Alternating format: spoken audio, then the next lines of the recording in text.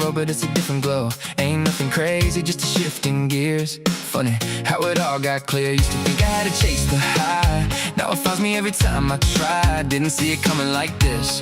Now I'm right in the middle of it. I ain't saying I got it all, but I ain't missing what I thought. It's getting better than it should be. Little too good for a guy like me. Every door I used to push won't budge. Now they're opening up easy. Yeah, it's better than it used to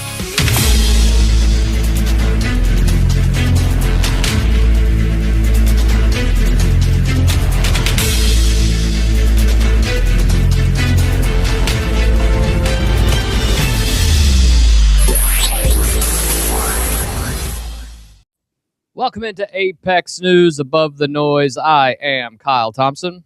And I'm Craig Blanton. Hey, well, Craig, I think people are seeing it right now. I have some storms rolling through the area right now, and if we freeze up or anything else, just hang tight. We'll be right with you. Looks like Jen might be the only person watching us right now. We'll have to see. Yeah, right on top of us. That red dot's me. That's where it's going through. Craig, while we're on the subject of weather, and before we get into today's show, why don't you tell us a little bit about the update you have from the National Weather Service regarding Frankfurt? Well, I looked into Capital City Airport's got a National Oceanic Administration, whatever it's called, NOAA, official website that gathers our official weather data. Well, I noticed a couple nights ago it's not on the LEX, the Lexington TV stations. So I checked with Bill Meck on LEX 18. I believe that's the one he's on. He replied, I hit him up on X. He replied back and said it's been down for a while. So I just said, well, what the heck? I'll find out who you emailed to. So I emailed the FAA in Louisville on the 14th. They responded back that evening, said check out the Memphis office because they take care of Kentucky, Tennessee, and North Carolina. So that was on the 15th. So I emailed the Memphis office on the evening of the 15th. And today, Chris Bailey at WKYT gets a press release saying that they're shutting down the Frankfurt NOAA weather site, the official weather site. And, you know, I don't know if I had anything to do with it by just checking on it, but it's mighty darn coincidental. And said that, Bill Meck said he was getting his weather data from the Kentucky Mesonet site, and I found it in Frankfurt. It's at the KSU farm off of 127 going to Lawrenceburg. So maybe stirred a little pot, didn't want to do that because I want to have the official NOAA weather data here. So I've emailed the guy that put the press release out, and if he doesn't reply back, I'm going to Congressman Comer. Well, somebody asked me, and I did check right before we went on air, said how many state capitals in the United States do not have an official NOAA weather site? And before today, it was only 2. And now we're the 3rd. Well, it's interesting because the press release, as you said, simply said it was a lack of power. It was a power issue. Yeah. So I want to find out what that means because that's pretty broad. Very. I mean, is it something that Frankfurt didn't do? Because one person told me, I've had like 1 million messages on this. Yeah. One person told me it was the responsibility of Boone National Guard Center. And I said, well, if that's true, and I don't hear a response, I know a colonel over there. Right. And I'll reach out to him and see what the deal is. Well, before I could reach out to him is when the FAA out of Louisville responded to me. And if it's something in Frankfurt because it's our airport and we didn't get enough electricity to it, then let's get enough electricity to it and reach out to NOAA and say, hey, man, make us an official site again, like we've been for 50 years. Well, you and I were talking before we went on the air, and it was like, does it just need a longer extension cord? Like, what are we talking about here? Like, is it a higher level of power that they need or protected power? Whatever it is, we probably need to get that fixed here. Yeah, I mean, it's pretty important because, you know, when thunderstorms roll through, heavy rain, something like that. I don't know how good the Western Kentucky University Mesonet site. I don't know what it does yet, but I'm going to see if I can check it out. Being a weather nerd and everything, I know where it's at on the farm because I can see it from Google Earth. But I went and got the GPS coordinates for it and found it on the KSU farm. But I mean, in this current data of getting all the weather data you can, Right. and you knock out a capital city of a state, Yeah. I mean, it doesn't make a lot of sense. So there's got to be more to the story, and Apex Media is digging into it. We will. And, the other interesting thing about it is everybody has weather, but Frankfurt has tumultuous weather. It pops up, it goes, it floods we have a major flooding issue here. We've had 2 major floods in the last couple of years. We have situations where, a storm could go through Louisville or could hop around Louisville, and then just all of a sudden a tornado is in Frankfurt. That has happened before. We have situations where, my good friend TG will tell me, you might need to reach out to TG. Yeah, storms are unpredictable. I'm having dinner with him tomorrow night. Storms are unpredictable, and because of that, you need more, weather data, not less weather data. Especially in some of these, Frankfurt is important, but where it's really important is important for, some of the communities around us. Whether it's Bald Knob and whether it's these other it's out 421 areas like that. You need as much warning as possible, and not that you're not necessarily going to have this, but taking away a National Weather Service and NOAA site from the capital city, you can't gather enough data for weather. No, I mean, they've bbeen using supercomputers since supercomputers have been invented, and they've got all the technology in the world. TV stations got what they call them, not radar, Doppler radar now. Doppler radars. Yeah, they got Doppler radar at their stations too. It's at airports. And I think I've seen it before at the Capital City Airport. It's not a big setup. No. Not much bigger than what I got in my backyard, probably. Maybe twice as big. But still, it's official National Weather Service data, official NOAA data. And that's the whole key to it, not something that WKU's doing out of the kindness of their own heart. Right. But that's not official. And who's to say that they don't they don't get the proper funding and then it's gone? We need to have maybe the equipment doesn't get repaired and then we're out. Well, and not where the farm is, where the KSU farm is different than where the airport is. And I know that people will say, yeah, but it's in the same county. It is in the same county. It's in a totally different direction than the way that the storms actually come through, and it is tied into our airfield. So it only makes sense to have it there. Where northern Franklin County got several inches of rain, 5 or 6 inches of rain over the last 2 weeks. Yep. We've had 0.16 in my backyard. Yeah, right. And that would be the difference in the between same these 2 county. notifications. Yeah, in the same county. So yeah. So, well, for those of you who are just joining us, welcome into Apex News. We do have some storms, just as we were talking about it here near Creekside Studios and the here at the Yak Shack. We've got 6 big stories tonight, Craig. We're going to get into them, but before we You're not going to ask me what I did today? Well, I will ask you, what did you do today? We delivered 201 large pizzas to Toyota in Georgetown, Kentucky. It's one of your favorite things to do. Yeah, I mean, that's a lot of pizza, and it's the 3rd year in a row that we've delivered pizza to Toyota.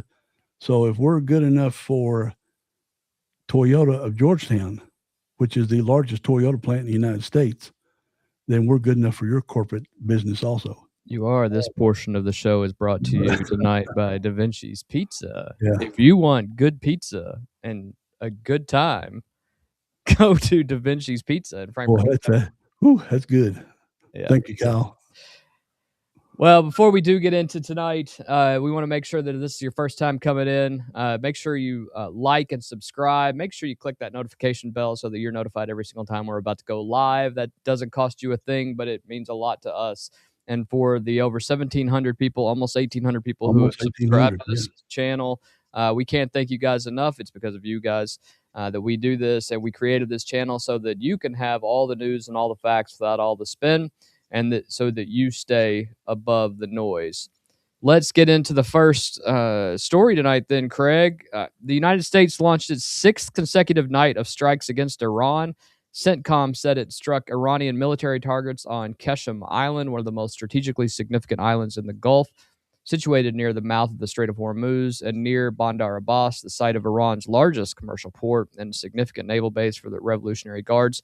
The IRGC struck back with a package that marked two significant escalations in the geographic scope of this conflict. First, Iran attacked Qatar, again targeting military facilities in the country. Has been one of the most diplomatic mediators in the conflict. Qatar's military confirmed its F-15 fighter jets downed two Iranian Su-24 bomber aircraft and intercepted multiple additional drone and missile attacks. I didn't even know they had any airplanes left. Iran. I thought we took them all out. They must be parked inside of caves. That's the only thing that makes sense. Yeah, it's got to be. That is a significant escalation when you're sending bombers over to Qatar. Qatar shooting down Iranian aircraft marks direct air-to-air combat between a U.S. allied Gulf nation and Iran, not just missile interception. The second and arguably more significant development, Iran launched its first direct attack on Syria.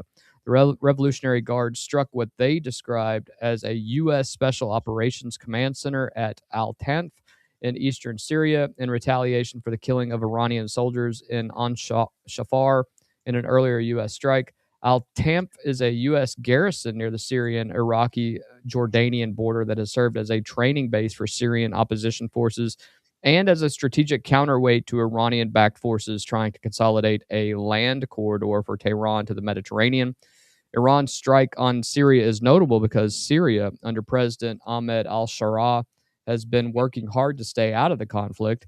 Iran-backed forces in Lebanon and Iraq have been striking U.S. facilities. Syria has not until now. Also overnight, Iran state media reported 7 people were killed in U.S. strikes on bridges in Bandar Khamir, a port city in southern Iran. Craig, let's count what has happened in the 6 days since the ceasefire collapsed. Iran has now struck U.S. military facilities in Bahrain, Kuwait, Qatar, Jordan, Oman, and now Syria. Yeah, Qatar shot down. Remember, nothing got through in Syria. It was all shot down. That's correct. Damage. Qatar shot down 2 Iranian bomber aircraft. That's air-to-air combat, not just missile defense. And al-Tanf in Syria is the kind of target that could draw in an entirely different set of actors. At what point does the geographic expansion of this conflict, and we've talked a little bit about that, create a situation that neither the U.S. nor Iran can contain any longer? Yeah, 2 things. One, when are these countries that they keep bombing, even though they're hitting or trying to hit American military bases, it's still their country. That's correct. The missiles are still flying through their airspace before its target, which is one of our military facilities.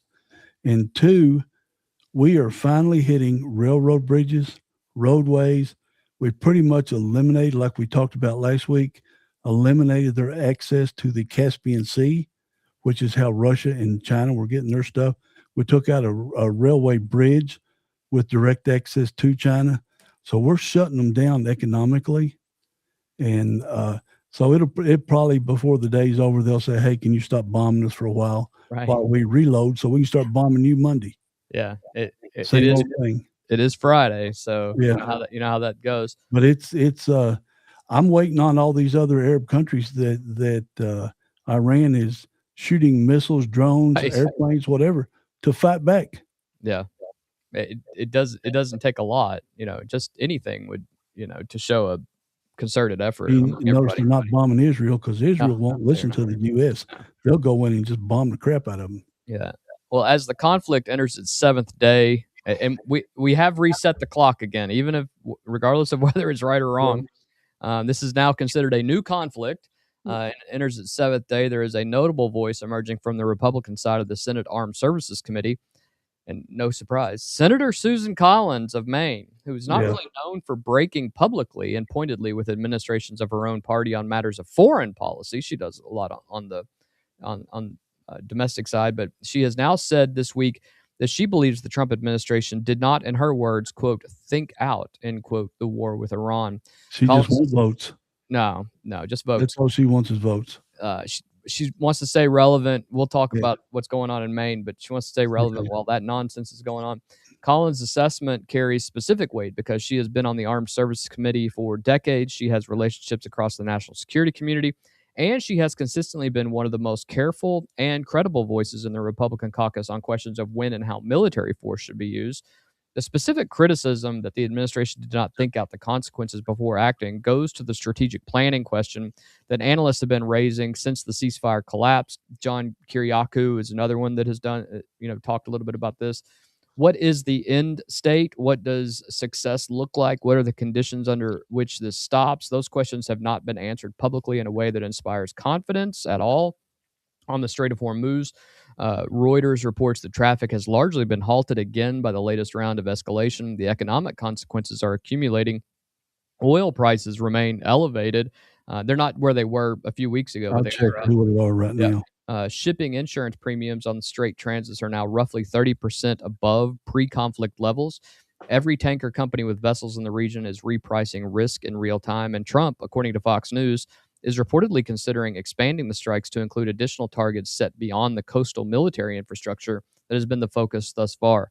Thank you. Finally. 82.27 right now. And which is still not 120 where we were at, but higher than we would want them to be.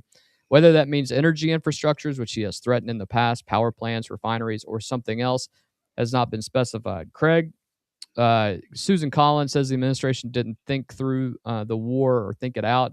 It's pointed assessment, but as you said, you think this is more related to what's going on in her primary, in her election. Right. Yeah, that's all it can be, because Maine's a big Democrat state, and I don't know if you saw it. I'm going to watch it later tonight. The Maine Democrat Senate debate they had. I was told it was, well, I heard the news clips on CNN and Fox. It was an epic disaster. These people are less qualified than this Coca-Cola bottle. Well, my favorite was that when they asked one candidate, I'll let you, but one of the candidates, they asked, what are your qualifications? And the response was, I've ran a bunch of times. Right. One ran a bunch of times. Another one goes, well, I write my own music and I write my own books. Yeah. That makes him qualified to be a U.S. senator. Yeah. So that means you and I can run and be way more qualified than they are. Yeah. But I got to watch this. It was epically bad and shows that. So bad. Yeah. I had it on this afternoon. I was listening to you listen to some of it? Nonsense. Yeah. I gotta see that. And said that's why they're so worried about losing to Susan Collins. And then you got Michigan. Somebody jumped in to help El Said. Mm-hmm. Gets Mike Rogers. Yeah, but I can't remember who it was, because I've been outside all day. But he jumped in and got a big endorsement this morning. And he wants to abolish the police, wants to get rid of jails, and of course he wants to abolish ICE. Well, and he has said this week. He said it publicly this week. Yeah, he wants to get rid of police and rethink how to put more social workers out there instead of police on the street. I can tell you how that's going to end. Well. It's going to end horrible. But yeah, I'm glad we are finally hitting their infrastructure. We're not killing their civilians. We shoot at their military infrastructure. They shoot at citizens of these other countries. Yeah, absolutely. They're killing civilians. We're taking out bridges and roads and military equipment. If you saw the military videos last night, but we're not whacking citizens right and left like they are. But it's from what I heard this morning before I got going. We've hit a lot of bridges last night and again today. Yeah, that's what it appears. Well, from the Strait of Hormuz to the White House East Room, where last night the President of the United States gave a primetime speech that was like nothing else we've seen in the 10-plus years that he's been on the scene here. Now, the President of the United States gave a primetime address claiming that American elections are rigged and stolen, his words. And two of the biggest broadcast networks in the country made a deliberate decision not to put anything on the air. We'll talk about that in a second, because it's telling that they didn't put anything on the air, but they're the very first ones who claimed that they reviewed the documents and said that there was nothing in them less than 30 minutes after they were released. So they made the decision for the civilians of the United States. That's right. On what they can see. Right. Yeah. Broadcast television, by the way, that has a free license. Jerk their license. This is what I was going to say. Jerk their license.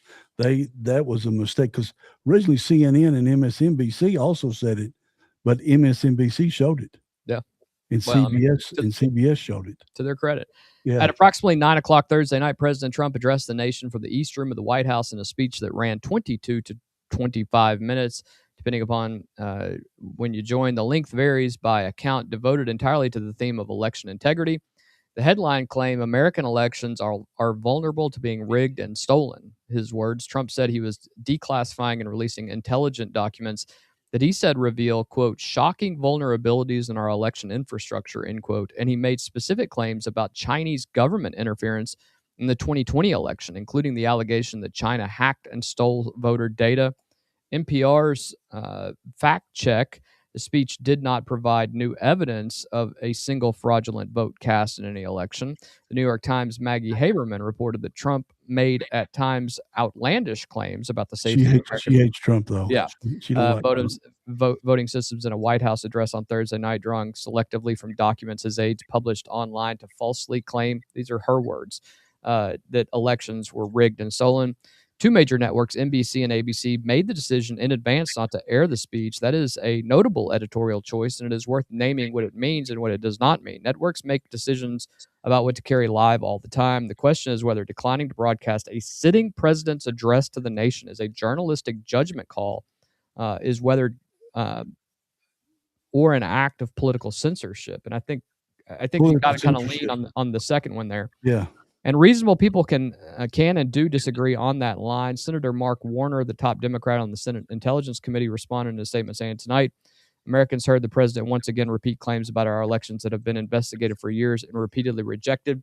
I will say they haven't been rejected and they haven't been investigated for years. And in fact, we found over the last 2 or 3 years, Craig, that hundreds of people are going to prison for voter fraud. And last night he announced... Yeah, hundreds of people that screwed over thousands of votes. And we know in small counties, one vote can make a difference. Absolutely. And in Kentucky, every election, don't we, Kyle? Yeah, we had one just in the primary that ended up being like 9 votes or something. Yeah.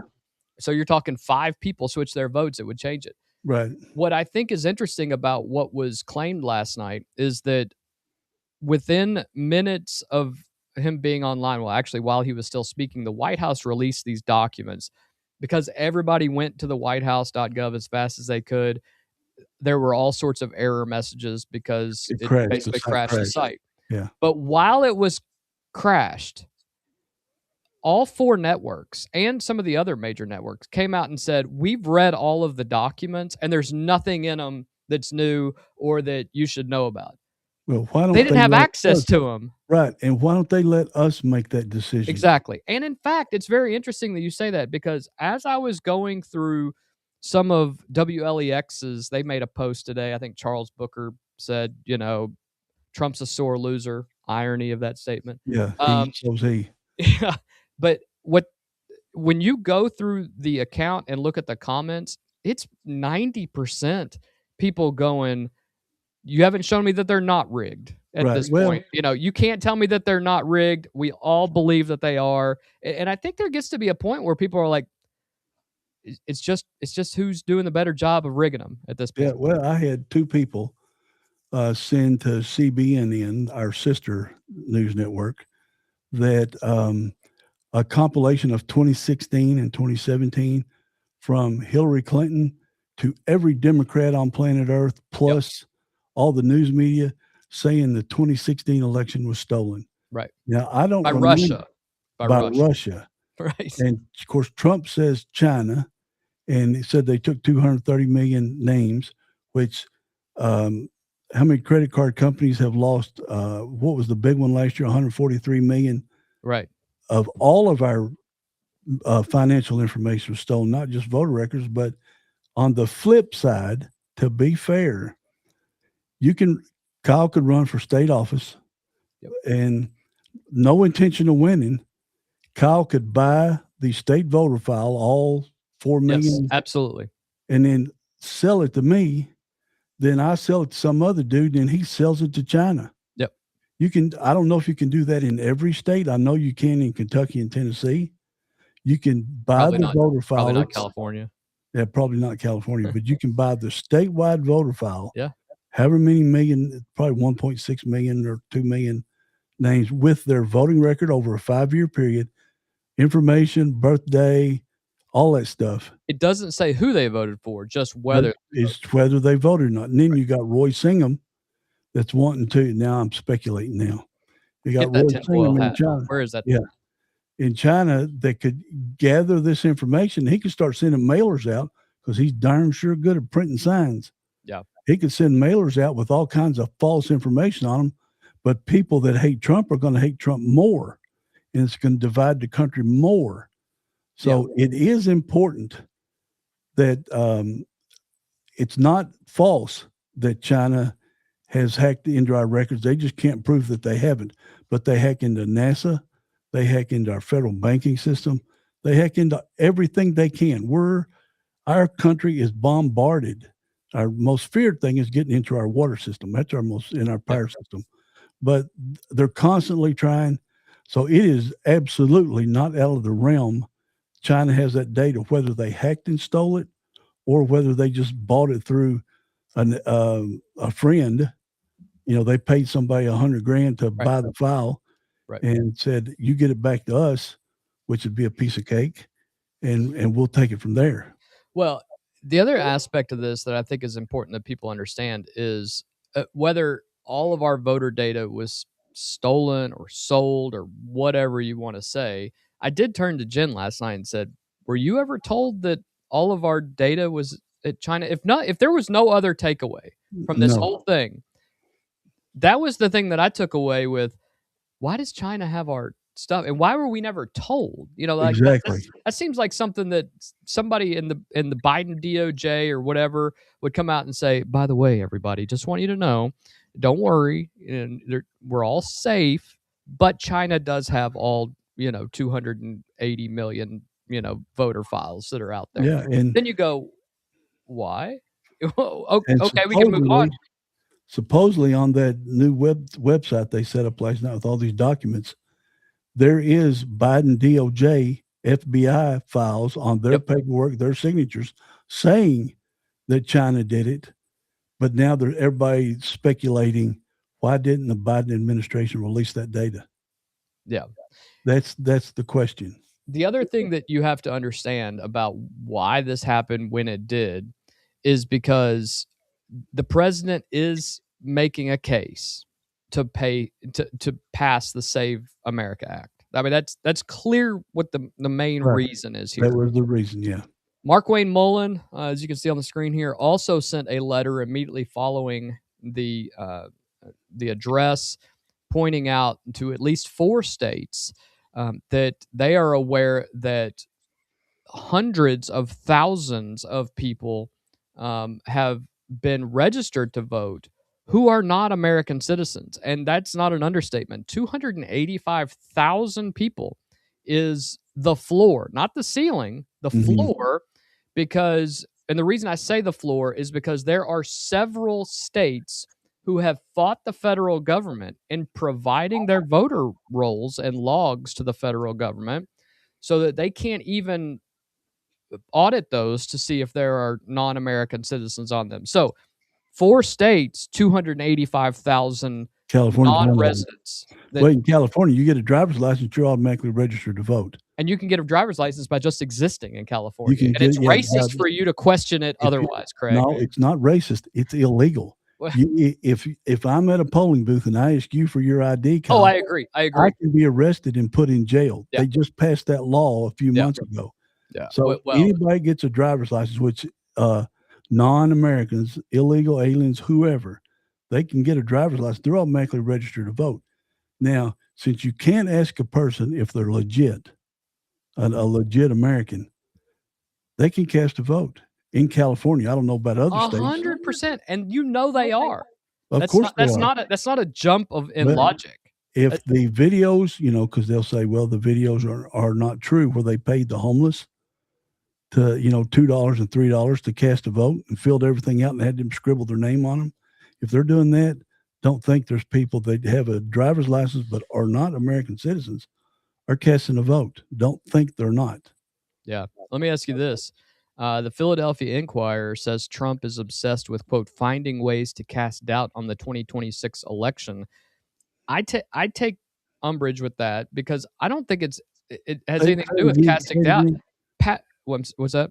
Say it again. What you just that Philadelphia. The Philadelphia Inquirer says that Trump is obsessed with finding ways to cast doubt on the 2026 election. Oh, I thought you said 2016. No, I don't think that he's trying to cast doubt on the 2026 election. He's saying, hey, I have a solution. Oh. The solution is X. Let's do that so that we don't have questions about the 2026 election. There's only one way to fix this. Yeah.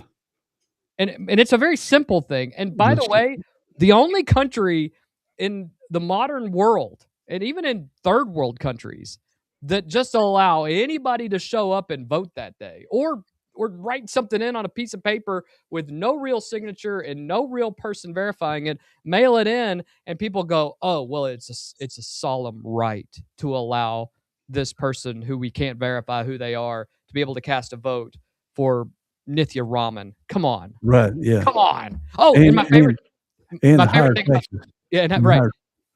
The other thing that they mentioned last night, which is hilarious, is that they said that the voting system that Trump was discussing in Venezuela, they said, the article that I was reading, it's great. There is no city or county or state that uses that except for one. It's just Los Angeles County. Yeah. I'm like, are you kidding me? That's your argument, that there's no voter fraud because whatever it is, Votermatic or whatever the group is, that it's only used in one area, and it happens to be the one area where we know there was voter fraud going on. And Los Angeles County, not city, county, is bigger than 41 American states by itself. Right. Don't worry about it. It's just one area. Yeah. But the Biden DOJ documents, and I haven't looked at them yet. Let the site calm down. According to the news last night, the Biden DOJ says Venezuela did also hack our data. Yes. So they've got copies of our data too. Yeah. That's a given. I will say that anybody that claims that foreign election interference isn't real, isn't paying attention. It's 100% real. Because even ads and things that are going to be run, and you can see this the next few months, those are being paid for by foreign nationals and foreign countries, one way or the other. And that, to me, is interference, whether they don't cast the first vote on this. Yeah.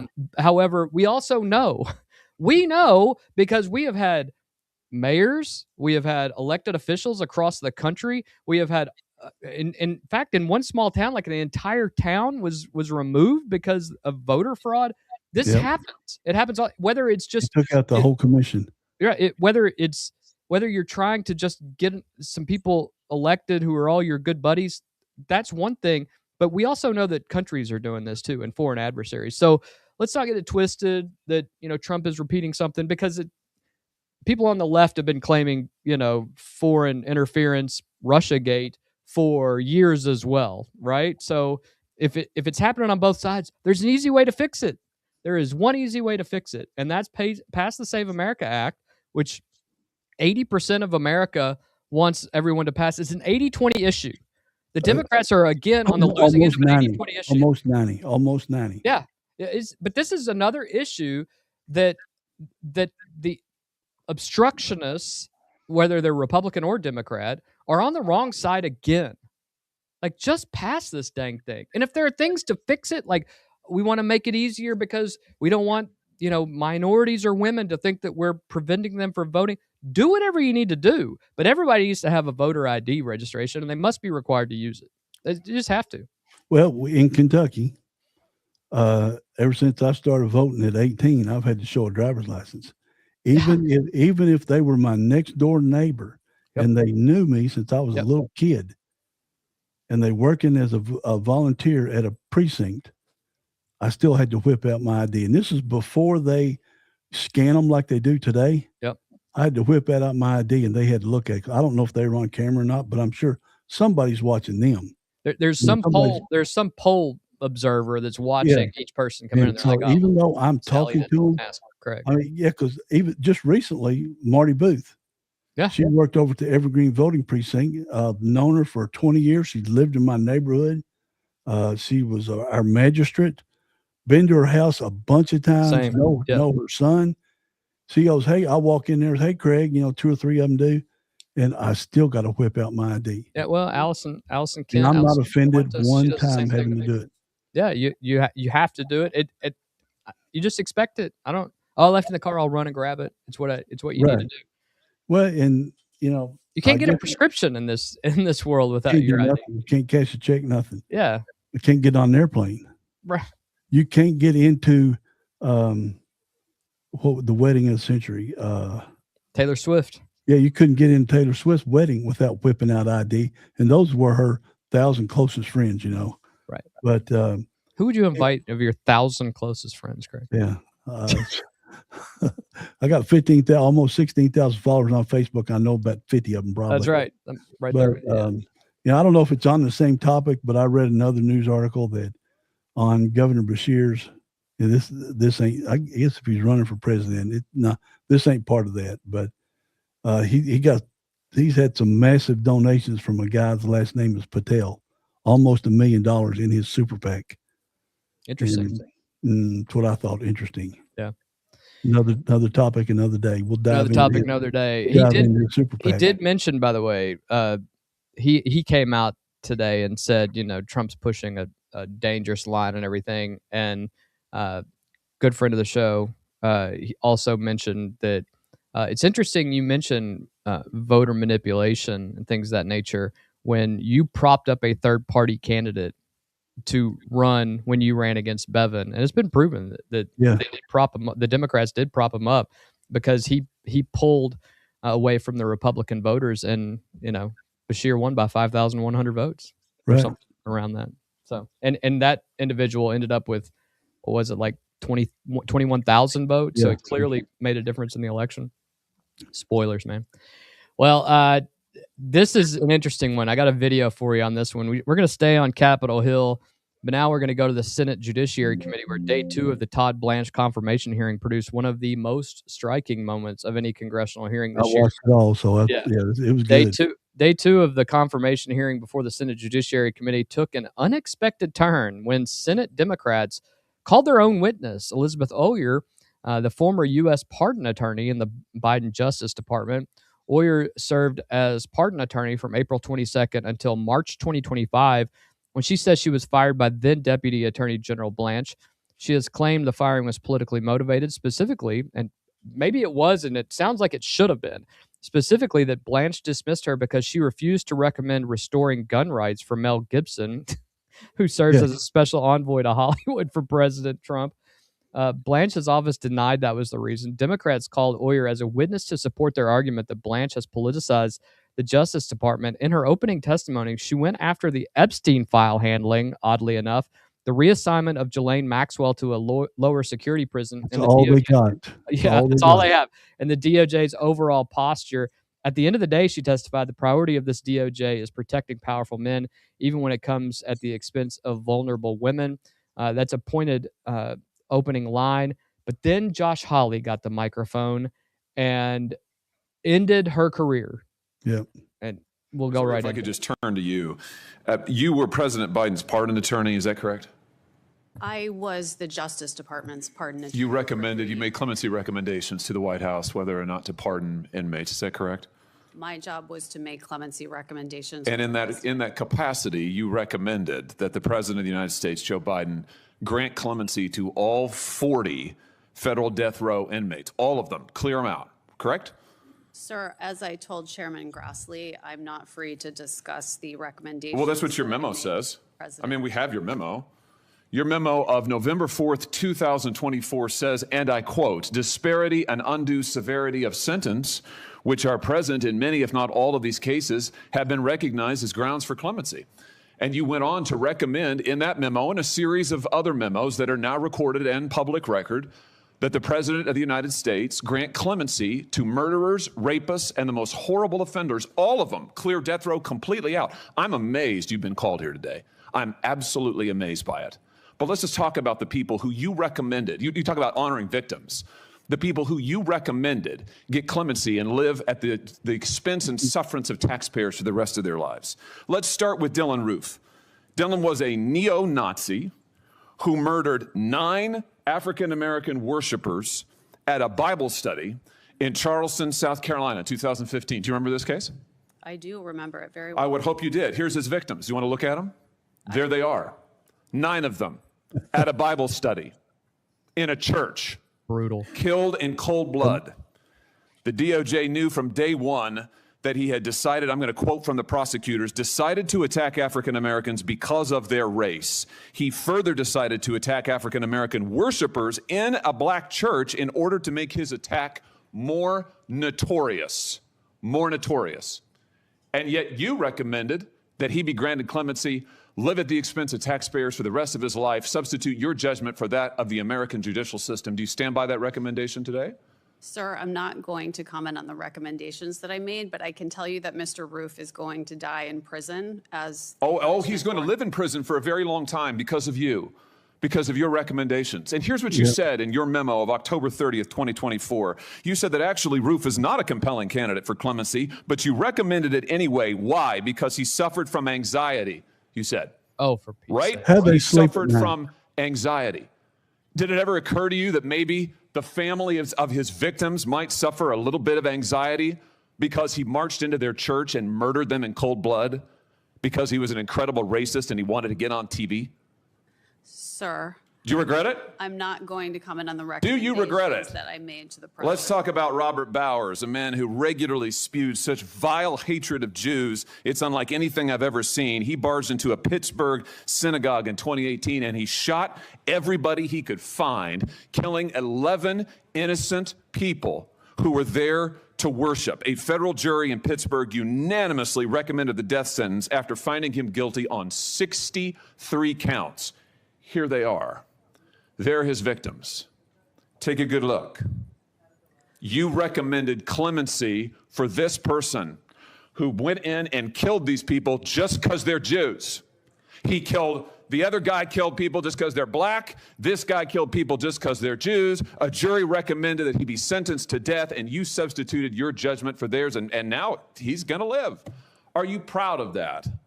Sir, what I am proud of is the fact that I took my job as pardon attorney extremely seriously. Apparently not seriously enough. You certainly didn't take the victims seriously. Then there's Jorge Avila Torres, who wasn't just a murderer. He was a serial killer and a rapist. Sir, Here is who he assaulted and killed. Whoops. He sexually assaulted and killed 8-year-old Laura Hobbs and 9-year-old Crystal Tobias in a Chicago suburb in 2005. And then 4 years after that, he committed another murder. He slaughtered a fellow service member, Navy Petty Officer Amanda Snell, in 2009 while she was in her barracks. That's what he did.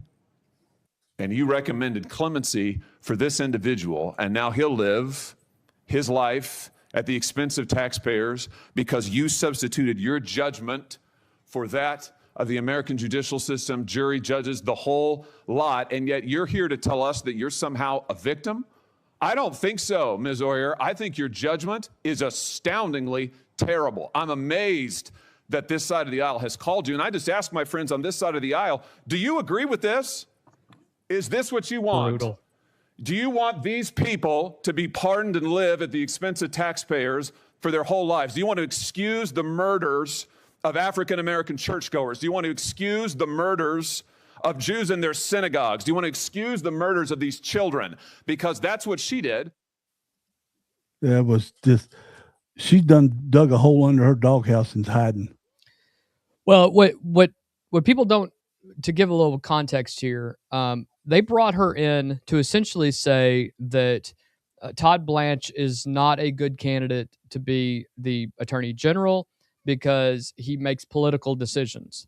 Then they bring her in to say that. Yeah. And then Hawley just unleashes. He has this November 4th, 2024 memo. It was a 73-page document, not that astounding in the world of the legal world. But in it, Then Attorney General Merrick Garland advised President Biden to consider commuting all 40 remaining federal death sentences. Biden ultimately commuted 37 of the 40. Republicans walked through the names. Hawley began with Dylan Roof, the man who walked into the Emmanuel African Methodist Episcopal Church in Charleston, South Carolina on June 17, 2025, killing 9. He then went on to the Tree of Life Synagogue in Pittsburgh, where Robert Bowers killed 11 Jewish worshipers in 2018, and then went on to discuss Jorge Avila Torres, convicted for the stabbing deaths of 2 young girls in Illinois, and the murderer and Navy petty officer Amanda Snell. He only had 5 minutes. I have no doubt he would have walked through all 40 people at that point. But to come in and listen, I understand. I'm right with it where everybody else says nothing happens in these hearings. Nothing ever happens to any of the people in these hearings. We're only going through the motions. I think this was a little bit different. Well, I think this was a turning point for some people. It's because the news media doesn't carry it. No, they won't carry the Republicans dropping the hammer on somebody for their absolute stupid remarks. They never do. If you're not a C-SPAN nerd like me and you, and you don't clip it and share it on your page or anything like that, people don't even know about it. Well, and the thing that was truly offensive is that DOJ report on Oyer's memo found it dedicated just 3 paragraphs in a 73-page document to the concerns of victims' families. Right. Yeah. And it's just Cory Booker later apologized on her behalf, saying the badgering you just endured should be completely unacceptable. I apologize on behalf of the United States Senate. That is disgusting. That is absolutely disgusting. He's one of the number one. He's 1 or 1A Trump hater. It doesn't matter what Trump does or anybody in his admit, because I watched Booker asking the questions. You know, soon as Trump put him up for confirmation, half the Democrats right off the bat are against him. They're going to vote. They're not going to vote for a Republican. Even though under the Biden administration, most of Biden's appointees, except for maybe a couple, got 70 and 80 votes out of 100. And Trump's lucky if his will get 51 or 52. And then the media uses the other 48 saying, well, this person's not qualified because they didn't get the other 48 votes. How do you feel about someone like Cory Booker or others in the Senate who tried to take up for what this woman suggested as she was the pardon attorney for? He doesn't care about her. He doesn't care about the people. He doesn't care about the victims. All the Democrats care about right now is power. They will do anything, because where's Hakeem Jeffries during all this stuff? Yeah, with the Maine Senate and all this, and the hearings on the AG, Todd Blanche. Cory Booker's nowhere, but he's letting others carry his water, and they are so far out of it. It's funny, but it scares the crap out of me of what this country is going to be like in 5 years. When 103 of them vote against supporting. Now, I haven't checked into this, but one of our friends that's very good at research made a post that right after the 103 Democrats voted against supporting Israel, financially, militarily, and stuff, they turned around and had another vote with Jordan, and 100% voted to give aid, military aid, whatever, to Jordan. So that only leaves you to one thing. They become the anti-Jewish party. But the funny thing about it is 80% of all Jewish people will vote Democrat in the United States. Maybe not now. Maybe I don't know. I mean, it doesn't make sense. It also doesn't make sense. And we've talked about this, the political leanings of African Americans in the United States, when, Democrats have continuously said for the last 60 years that they have put items in place to keep African Americans down. I mean, the original words from LBJ specifically said that. And you can't repeat them, not on here. You can't. Because he's going to get them to vote Democrat for 200 years. but it's just that's the problem that we have right here. And people will say, yeah, but there are people on the Republican side who don't vote for their best interests as well. I understand, but if 80% of voters are of Jewish voters will vote Democrat, yet they will not support Israel and they will not support protecting people from anti-Semitic behaviors in the United States, what are we doing? Or why does everybody else, why does everybody not take the Jewish point of view and say, well, if the Jewish people want to keep supporting Democrats who are trying to end their country, then why should we care anymore? Yeah. That's the pitfall of it all. I will say that John Fetterman said this week that may be the reason that finally pushes him out of the Democrat Party. Yeah. But plus he's got like a 26% favorability rating on the Democrat side and 77% on the Republican side. Yeah. He might actually be able to flip sides. That might help too. Yeah. Well, from the Senate Judiciary Committee to the state of Maine, where the process of choosing the next Democratic senator from that state is now entering its most active phase, with county delegate meetings beginning tomorrow morning across all 16 Maine counties.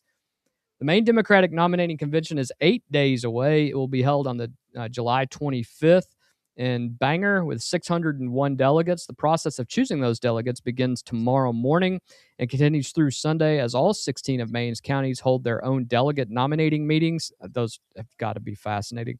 The logistics of how these meetings work have now been made clear by the state party. Each county will administer one round of voting. The individuals who receive the most votes up to the number of delegates allotted to their county will be elected. Every registered Democrat in good standing is eligible to participate. And crucially, the party has expanded its pre-verification window after Thursday's deadline, noting that any eligible Democrat who did not pre-register by yesterday can still become verified and participate in electronic voting on the day of their county's meeting. No way that'll turn out bad, Craig. No way. No, it's yeah. The expansion was made, in the party's words, in recognition of safety concerns within the state. Maine, what, like, are they worried about black bears? Like, what is the safety concern? I wonder if they got to show ID before they cast their ballot. Well, the great thing was, Maine said, and you can see it on the screen here, Maine Democrats can vote from home for their delegates who will pick Plattner's. Well, no, I mean, I'm talking about the delegate, the person that's put their name up. Oh, I have no doubt that they'll have to show Democrat Socialist of America from New York. Yeah. That puts their name on the ballot up there. Yeah. Because the DSA is all over this. What's going on? I can guarantee you that a DSA supported candidate is going to win this vote. And here's the reason why. Number one, essentially anybody can now participate, even if it's past the deadline, which just walks right into their thing. Now you can vote for the delegates by sitting at your house. Like, how are you going to verify if I'm even a Democrat that's able to vote? Like, that doesn't make any sense. You know how you get proctored tests, right? Yeah. You know what I'm talking about, where they're looking at the camera at you to make sure you're not holding up a piece of paper. Well, if you can vote from home, well, I'll log in under my ID and I go make me a burger. Exactly. And somebody else comes in and votes. That phrase, the safety concerns within the state, is worth noting. The party did not explain what safety concerns it is referring to. And in the context of a state that has just experienced a fatal ICE shooting that resulted in hundreds of protesters gathering outside a federal facility, the phrase carries some weight. The pre-verification numbers are significant. More than 11,000 Maine Democrats had already signed up ahead of yesterday's deadline. For a delegate? To be a delegate? To be a delegate, yeah. 11,000? Yeah, with nearly 4,000 of them seeking to become delegates. 11,000 pre-registered to vote on that. 4,000 people. So for 600 seats. For 601 seats, which is already chaotic. At the July 25th convention in Bangor, Maine, the voting format is sequential. Candidates compete in rounds. The 5 with the most votes in round 1 advance to round 2, and then successive rounds eliminate the candidate with the lowest vote total. It'll take all day until one candidate reaches a majority vote. Each qualifying candidate will have the opportunity to address the full convention before the first ballot. My gosh, it's going to be total chaos. 4,000 people. What if 1,500 of them say, I want to get up and read a 2-paragraph statement? Well, that'll take 6 days. Yeah.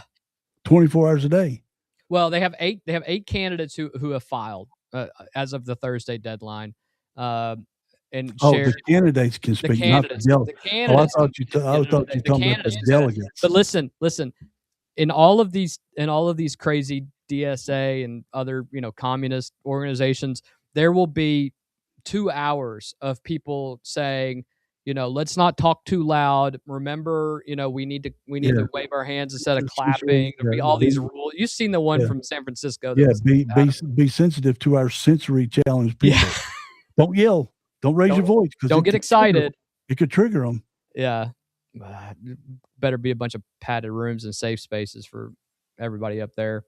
The honest assessment about going into this weekend is it is going to be a mess, and I am here for it. I think it could be just fascinating what comes out of that. And I think it needs to be a masterclass at some point of how the Democrats remove voters from the process of picking who represents them any longer. I mean, it's so hilarious to me. People say things like the Republican Party is a bunch of fascists, and yet we pick our leaders. We don't select fairly them. And democratically. Yeah, we don't select them. And this might be a pattern. You test a candidate through a primary. I thought about this today coming back from Georgetown when I took those pizzas to Toyota. All 201 of them. Yeah. I thought about this coming back. Democrats could run a candidate in the primary. Some whack job wins like Plattner. Yep. They see that he's not doing good. They force him out and hand select. I think somebody that's exactly else. What they did do. That's what I think happened to Bernie when he won the first 3 primaries. And then they go to South Carolina, and the South Carolina Democrat senator says, I want to put up Joe Biden. And then Joe Biden sweeps the next 47 states. Right. Bernie Sanders got screwed royally. Twice. Twice. But this second time. Yeah, once with Clinton and the second time. He was walking through those primaries, winning easily. Until the Democrat Party saw that he had momentum, and they stopped him. And he's said it a million times. Why he still caucuses with the Democrats is beyond me. Why he does anything with the Democrat Party, I'll tell you why. I'll tell you why. He does it the exact same reason that the DSA says they are using, and they come right out and said it. We are using the Democrat Party as a vehicle to power. They don't have anything to do, and even the DSA, Democrat Socialists of America, they all say now, their leadership, if you watch any of their Zoom meetings, because they don't meet in public because you might pick up a cold or something. So they always have Zoom meetings with people. Everybody's wearing masks at their house by themselves, whatever, or in their car by themselves.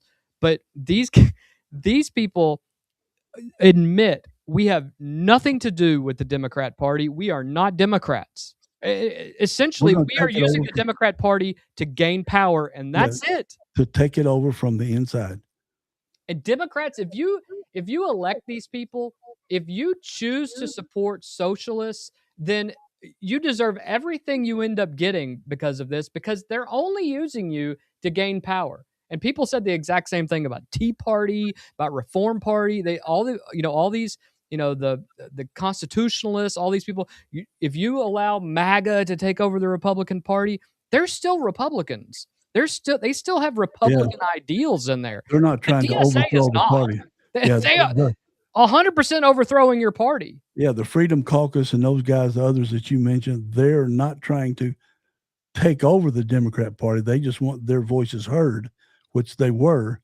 But the DSA openly says, you can find it on 1,000 videos on YouTube, openly says, we're not Democrats, we're going to take over the party. Yeah, we have to have a vehicle to get there. Label. Yeah, they're going to take, because they can't, if they form their own party, they'll get nowhere. Right. So what do? You subvert another party who's so hungry for power, they'll let anybody in. See Graham Plattner and his Nazi tattoo and his rapes and all that stuff, or Senator Gallego now.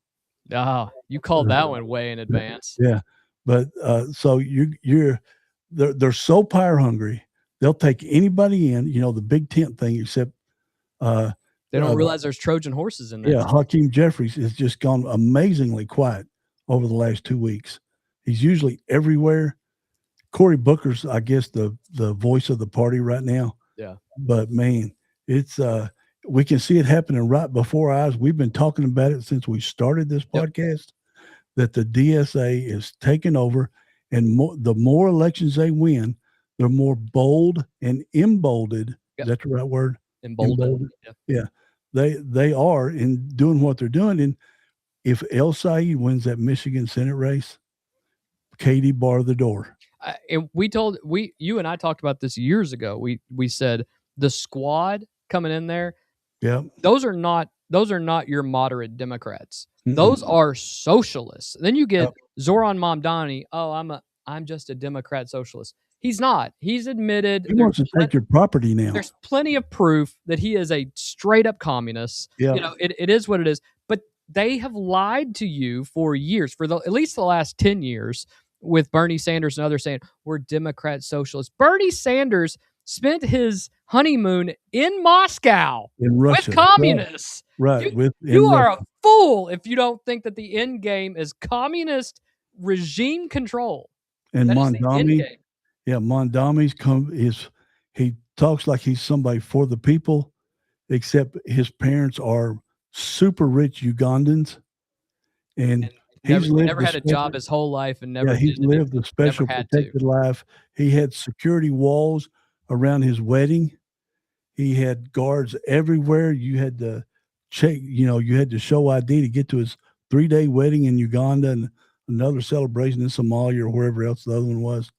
And so they are I don't understand it. I just, it's like Bernie used to say millionaires and billionaires till it was discovered Bernie was a millionaire. Now Bernie just says billionaires. So Mamdani, El Said, that lady that I think you sent me a video or somebody else did in St. Louis, that's one of the original squad. She's running for office. Corey Bush. She's running for office again. She stole money. I don't know how else to put it. She created a 501c4 money to put this money up for tornado victims, and then no money was ever allegedly given to tornado victims. Yeah. But there was money given from her C4 tornado contributions to her PAC, which the PAC pays her directly. Yeah. You've lost your mind if you don't think these people are stealing from you. And if Republicans are caught doing this, we'll expose them. Put them under the jail. Yeah, we'll does expose that. them too, because I had some. And that's not even worth going into. It's getting into the too much. Yeah, well, a story we've been covering closely just had a significant policy update, because ICE has changed how it conducts specific type of enforcement operations, and the change is a direct response to what happened in Biddeford earlier this week. Following the fatal shooting of Johann Sebastian Duran Guerrero by an ICE agent during a traffic enforcement operation in Biddeford, Maine on Monday morning, CNN reported that ICE had received an internal directive to pause most traffic stops until further notice. We reported that here at the show. Mm-hmm. That pause was widely interpreted as a temporary measure while the administration assessed what had happened and how to respond. Today, ICE has resumed traffic stops nationwide with a significant new requirement. White House Press Secretary Caroline Leavitt confirmed that ICE vehicle enforcement stops are continuing and that the administration has expanded the rollout of body cameras to ICE agents conducting that type of enforcement action. The change is direct. The agents who shot and killed Johann Duran Guerrero in Biddeford were not wearing body cameras. That absence of video documentation was among the most significant concerns raised by Maine's congressional delegation by Senator Collins herself, who called for a full investigation, and by the lawyers and advocates representing the Guerrero family. DHS Secretary Markwayne Mullen had initially told Senator Angus King that Guerrero was the intended target of the warrant, and then called back 3 hours later to correct that account. As we said earlier this week, he was not the intended target. The absence of body camera footage made it impossible to independently verify the DHS account of what happened. The claim that the agent fired because the vehicle moved in his direction of the officer. We don't know. We do know where the bullet holes were. The body camera requirement does not resolve the Biddeford investigation, which remains open with the FBI and the Maine Attorney General's office It does, however, establish a standard for how future ICE traffic enforcement operations are documented, and it is a meaningful policy. Craig, you were involved when our local sheriff's office started to mandate I pushed it. I pushed the it. use of body cam footage, as I did when I was a city commissioner here in town. I think it protects everybody. Yep. I don't think this is going to do exactly what the folks on the other side of the aisle who are anti-ICE, I don't think this is going to do what they think it's going to do. Story after story, and I'll give one example, but back in 2010, when these things first came out, I could not convince the deputies, but fortunately I did convince the sheriff that these It's all that things matters. You gotta get the guy at top, right? Yeah, and that these things, I try to explain it to them, that these things will cause them so little grief, it'll get them out of so many situations. But once they started wearing them, thank you, Craig. We should have wore them earlier, like you suggested. Oh, that happened a lot? They came and said thank you? Oh, man, I had a blast the 3 years I worked there. But I think it was in Baltimore, a cop ended up shooting a young black man in a car. He started to get him out of the car, and then pow, pow, pow, he blasted him, killed him. Big protests all across the country. White cop shoots black kid. The white cop says he had a knife. Well, nobody believes him, of course, until they release the body cam. There was a knife in the floorboard. He had grabbed it, and the officer took deadly action. It was either him or the guy with the knife. Well, and we have seen... And the body cam saved him from going to prison forever. Yeah, and we saw from 2017 to 2021, as body cameras became more used across the country, that narrative started to change. Yep. Now you have advocacy groups asking to have cops not wear body cams. Yeah. Can you believe that?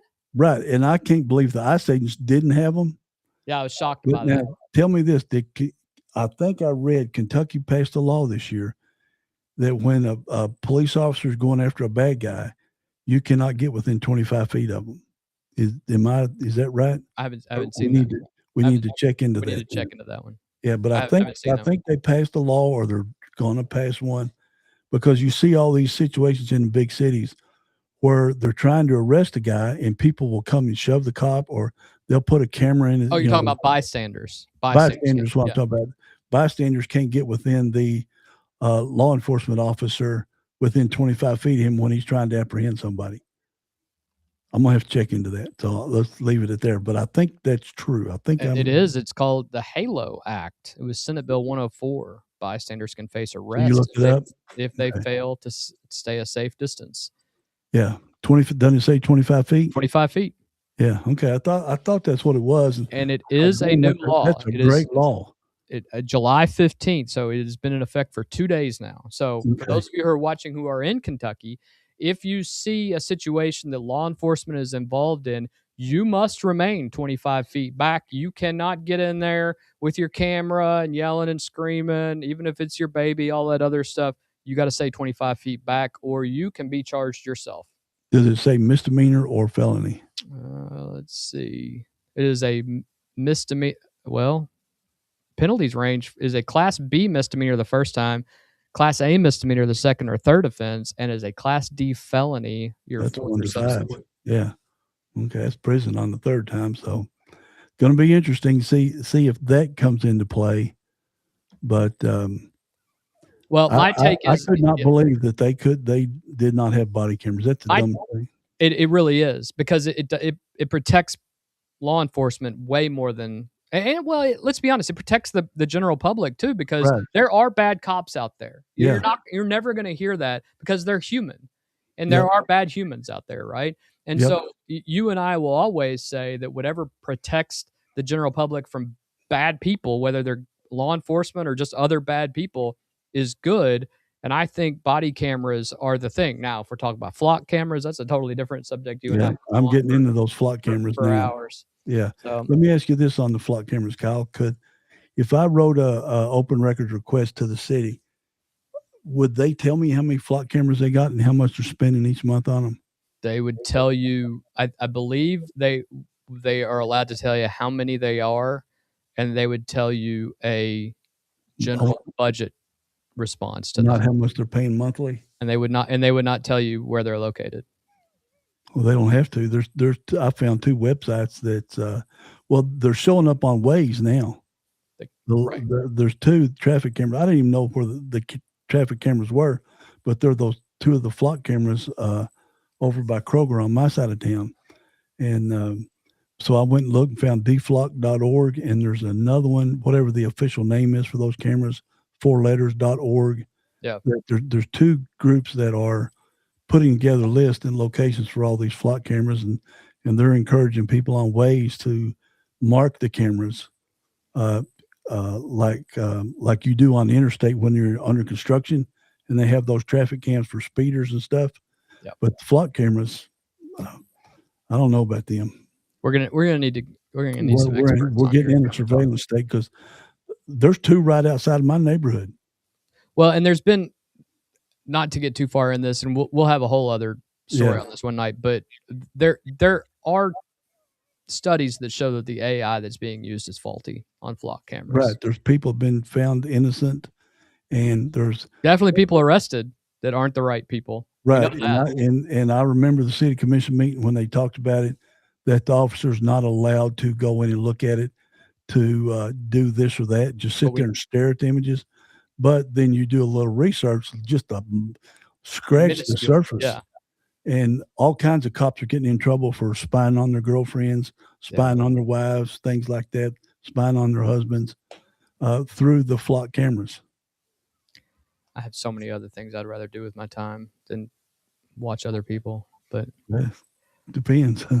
On Monday, July 21st in Lexington, Kentucky, and on July 22nd in Louisville, Rodkey Atkins will formally announce his candidacy for governor of the Commonwealth of Kentucky. This is news that has been coming for weeks. Atkins served his last day as Governor Andy Beshear's senior advisor on July 10th. His spokesperson, Emily Ferguson, put it simply, Rocky has always answered the call to serve Kentucky. The announcement events are 3 days away. But who exactly is Rocky Atkins? Some of the people watching the show may know this, some may not. And why does it matter? Right, beyond the Capitol Dome in Frankfort, here is the background. Atkins is 65 years old, from Sandy Hook in Elliott County in eastern Kentucky. He was a basketball player at Morehead State University before entering public life. He served 33 years in the Kentucky House of Representatives, 16 of them as House Majority Leader, a position that made him one of the most powerful figures in the Kentucky legislature during the years when Democrats still controlled it. He joined Beshear's administration in December 2019 after losing to Beshear in the Democratic gubernatorial primary that fall by 6 percentage points. He lost Louisville and Lexington. Why he didn't win the race. Yeah, he lost by 6 points. Now that's important to understand because it wasn't 20, it wasn't 30, it was 6. In the Democratic primary in a state that was already trending heavily Republican, Atkins held his own everywhere except the Louisville and Lexington metro areas. He dominated in eastern Kentucky, where he was born and where he has built relationships across party lines, the kind of relationships that make Republican legislators in Frankfort comfortable calling him by his first name. Everyone in town, even in little Frankfort, where he's not from, but he has spent many years here, they still call him Rocky. And so I've met him 3 times, and I call him Rocky, and he says that's fine. every time. That is not nothing in a state like Kentucky, in a Commonwealth like Kentucky, where we consider people hometown folks, right? You know, people still call Governor Beshear Andy. So I mean, he opens his press conference yesterday. It's Andy. Yeah, he didn't say Governor Beshear or Andy Beshear. He goes, "It's Andy. I'm Andy." Here we go. The 2027 governor's race is shaping up to be one of the most consequential state level races in the country, not because of its national profile, but because of what it means for Kentucky. Governor Beshear has been the most successful Democrat in the Commonwealth in a generation. He is popular. He is effective. Whether you like him or not, he is. And he cannot run again. The Democratic primary will now feature, at a minimum, 2 serious candidates from within its own administration. Lieutenant Governor Jacqueline Coleman, who announced her candidacy in April, and Rocky Atkins, who announces Monday. Coleman has the institutional advantage of the office and the close association with Beshear's education agenda. Atkins has the State House credibility, the Eastern Kentucky coalition, and the bipartisan relationships that allowed him to get things done in a legislature with a Republican supermajority. His weakness in 2019 was Louisville and Lexington, and those are the markets where Democrats run up the numbers they need to win statewide. But remember the thousands of pictures of Governor Beshear at ribbon cuttings and different things. Rocky Atkins right was behind beside him, not the lieutenant governor. Well, and it's funny, earlier this month when we were discussing the letter from about Mitch McConnell that was sent that just had the governor's name on it, which was kind of interesting. But right, the letterhead. Yeah. The Republican field is formidable. Representative Andy Barr is running for McConnell's Senate seat, which opens up his 6th congressional district, which we believe Dr. Ralph Alvarado will win. James Comer, Daniel Cameron, Thomas Massey, and Savannah Maddox have all been mentioned in connection with the governor's race. Cameron, who lost to Beshear by nearly 5 points in 2023, is the most likely person to jump in the race that hasn't expressed interest, but he's now a 2-time in a row loser in big elections. And I think you'll agree with me. The most likely Republican to be nominated is still going to be Jamie Comer. Do you agree? 100%. Yeah. And what I'm going to be watching on the Democrat side is not Rocky Atkins or Jacqueline Coleman. I'm going to see who their people works for, how many Beshear people go with Rocky, how many Beshear people go with Lieutenant Governor Coleman. That's going to be, because I want to see where Governor Beshear, maybe he won't come out and support either one, but I want to see who his people support, which will point back to who Beshear supports. Obviously, it would be unique if Lieutenant Governor Coleman wins, simply because she would be the 2nd female Kentucky governor after Martha Lane Collins, who is a very beloved figure in Kentucky history. She had her own troubles. She did, but with her tried to clear out the mansion. But with her came came Toyota and a bunch of other big things that she was a part of. But we're in a time now where you can succeed yourself for many, many years. You had 4-year term. That was it as governor. That's not the case anymore. And now you can serve 8. This is a consequential decision. Bevin had about 2.5 years of Republican control while he was still there. Is that right? 2000. I guess he only had about a year, right? Who was first, Bevin or Fletcher? Fletcher was first. Fletcher was in early 2000s, but he didn't have a Republican House and Senate. Right. So Bevin got a Republican House and Senate in 2016. So we had 1 year with it. Whoever wins this election will likely have many years of Republicans in the House and Senate in control. I think Comer is the clear favorite. At this point, if I were handicapping this at all, I will tell you this. While there are a lot of people in Frankfurt who have reached out to me and you saying, why do you say people don't know the lieutenant governor? Because people don't know the lieutenant governor. I mean, the running joke is they never know the lieutenant governor. They never know the lieutenant governor, but everybody knows Rocky Atkins. Yep. And that's the crazy thing about this. And we told this joke once before, but Jamie Comer said one time that he said something and somebody came to him and said the lieutenant governor is jumping on you about something that you said. He goes, I don't know why Rocky would be yelling at me like that. I thought we were friends. But that's the joke that's been in Frankfurt. Rocky Atkins is basically the second guy in charge because he was chief advisor. Tell me if you knew any chief advisor to any governor ever in the history of ever in Kentucky. Well, I did one under Governor Patton, Skipper Martin. Okay. Well, I only because, when I was at Fleet Management, and when Governor Patton came in, I was in IT first, but then I went to Fleet Management. When Governor Patton came in from Pike County, a lot of Harlan County people came to Frankfurt also. They heard, or I guess they went through personnel and found out I was from Harlan County. So I got summoned to the governor's office, and I walk into Jerry Johnson's office, great friend of mine. Mm-hmm. And this guy is, this white-haired guy is he's in crutches sitting on Jerry's thing. I said, "What's up, fellas? I'm Craig Blanton. Y'all got summoned over here." And I already knew Jerry Johnson was way up the food chain. Yeah. And he was number 2 to Skipper being number 1. And They said, have a seat. You from Harlan County? And I said, yeah. He said, Jerry goes, so am I. So I knew it wasn't business. I thought, did we screw up at Fleet Management? Right.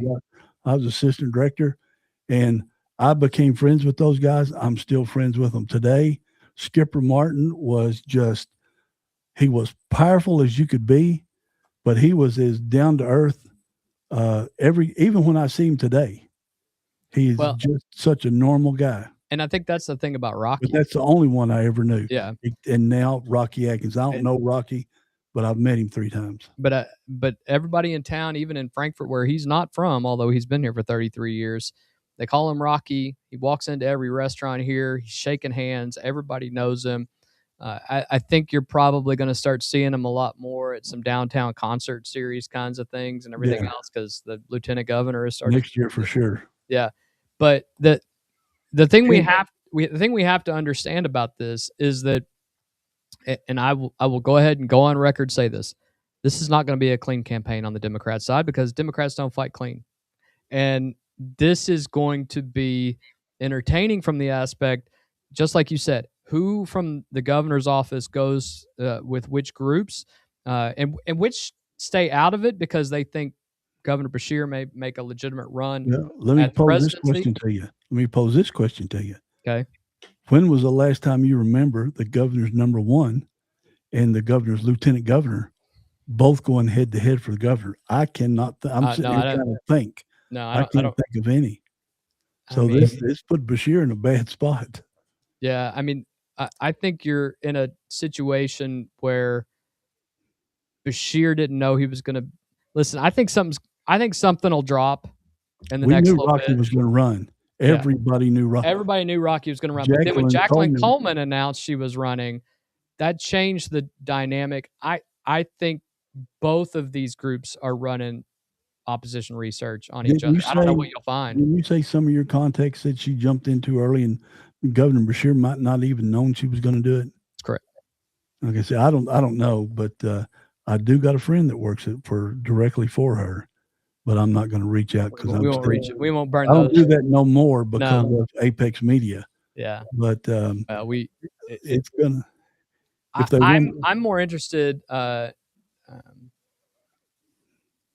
This is from Good Deeds. I have a friend in Frankfurt who is an Adkins from Sandy Hook, but I don't know if you would vote for him. I'll have to send him a message and ask. There you go. Yep. Because we got to research these people. We do, and like we told you all, you thought that elections are going to be over as soon as November came along. Nope, they're just going to. The next day after the elections. Where's the teacher union going to go? Oh, it's going to be huge because Rocky has fought for years for the teachers union. Yep. And been one of their biggest supporters. Jacqueline Coleman got the endorsement for Beshear from the teachers union when she was nominated as his lieutenant governor.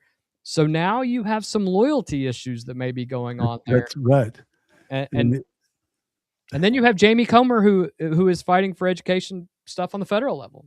Mm-hmm. So it's going to be so interesting to watch once the November election over and everything will start probably in January.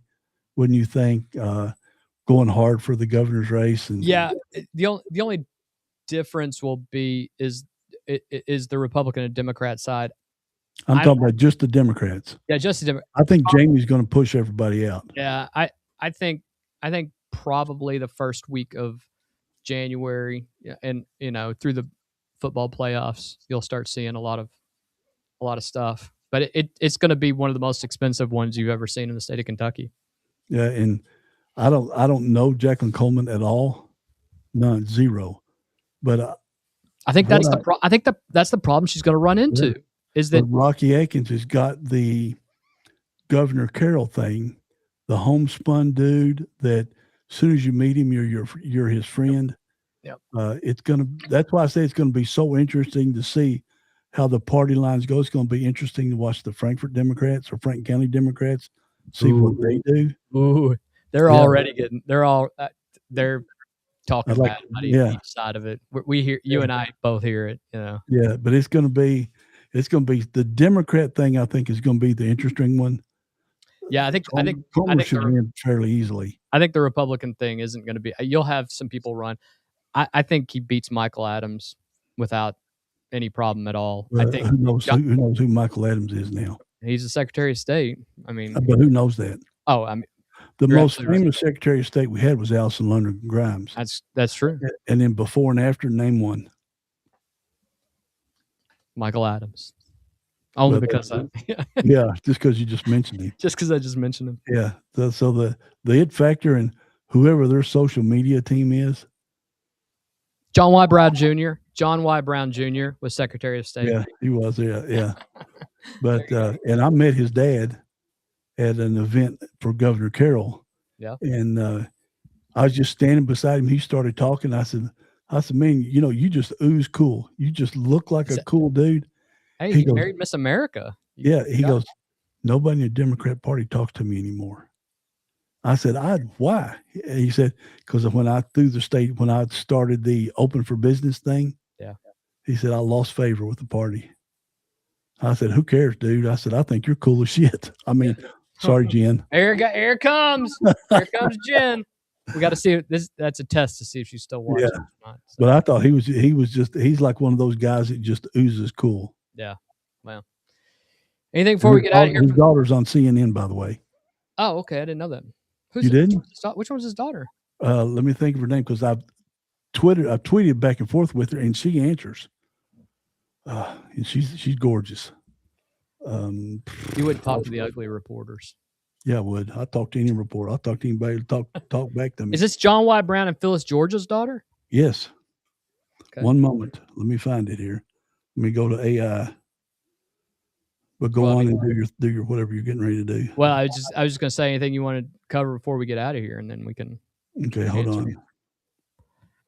While he's looking that up, anybody that wants to drop any predictions for the governor's race on the Democrat and Republican side, and then overall, drop that in the comments as well. We'd love to have those comments to keep track of. It'll be our own little poll here. Yeah. It's spell checked from John to June. By the way, this is about how a lot of my conversations with Craig go. Yeah. This Pamela Brown. Pamela Brown. You know what I'm talking about now? Yeah, now I know. Yeah.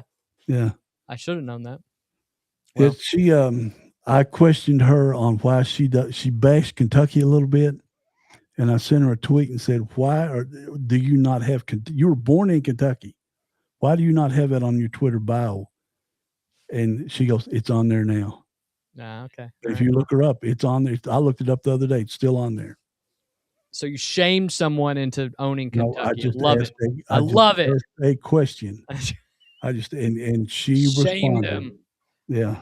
Anything before we get out of here, Craig? No, just watch the thunderstorms and that. Maybe. Yeah, y'all be careful tonight with the thunderstorms and over the weekend. I hope you guys have a really awesome weekend. This has been a very busy week for you and I. We're sorry we weren't on last night.